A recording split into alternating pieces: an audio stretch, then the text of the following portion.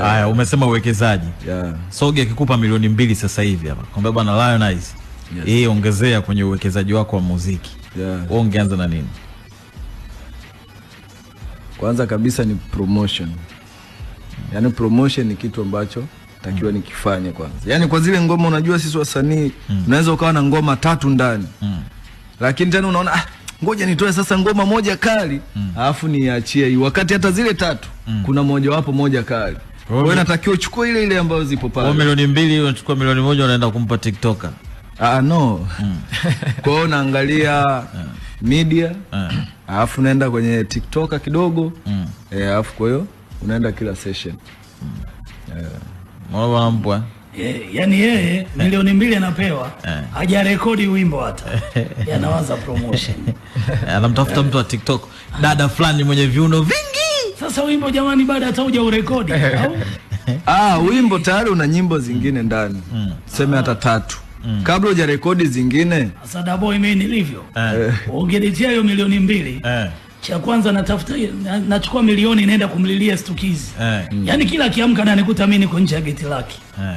Ambia bro, mimi sitaki kurekodi hata bure. Nikupe milio hii hapa. Nitengenezee ngoma. Kwanza niwe na uhakika wa ubora wa nini? Wa kazi yangu. Alafu nitoke pale, mchawi ni nini video. Bwana Traveler, mimi na milio hii hapa. Promotion nitasali na kuomba na kufunga. Iende yenyewe.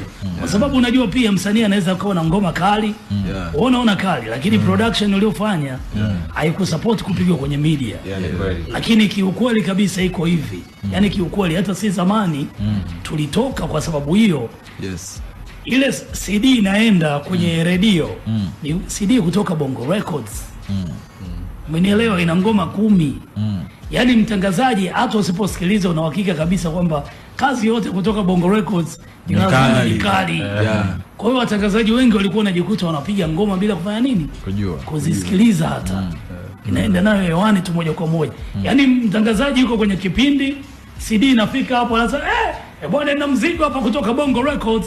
Sasa tunaanza na Jafarai. Niko busy kwa mara ya kwanza hiyo. Umeelewa? So production iwe inawaangusha sana wasanii wengi wapya. Cha kwanza ni production. Kikubwa pia unakuta kwa budget ile anaofanya Mondi labda na director Kenny. Video. Director Kenny naye ni binadamu. Ndio. Unaweza kumuibukia kimaskini. Sio bure kabisa. Lakini at least yaone kwamba huyu kapambana. Sio, unanielewa?